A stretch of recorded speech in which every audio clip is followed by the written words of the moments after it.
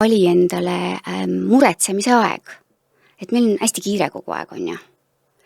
Et meil on vaja üks kohtumine, siis meil on vaja üks töö teha, keskendudes, meil on vaja järgmisesse kohta minna, on ju. Päevakava on hästi tihe. On ju. Kuidas keegi seda oskab panna, mina olen osanud seda nagu väga kinni panna. 15-16 tundi tööpäevas, need on minu isiklikud kogemused, see on see, millest mina räägin. Aga kuhu see meid viib? Ma ei tea, läbipõlemine?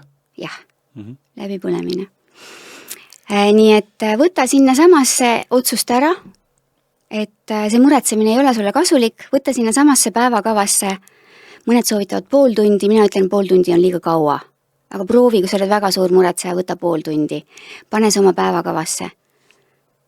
Ära pane seda enne magamist kindlasti mitte, siis sa magad nende muremõtetega. Ja kindlasti mitte enne sööki, see on eriti meeste jaoks oluline.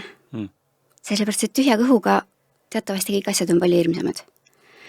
Sööd kõhu täis õhtul, tuled töölt koju, sööd kõhu täis ja siis muretsemise aeg. Okei, no nii, nüüd ma muretsen.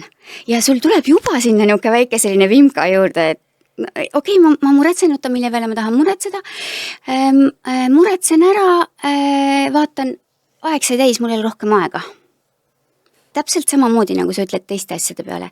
Sorry, kallis, ma praegu ei saa sellega tegeleda. Ma muretsen.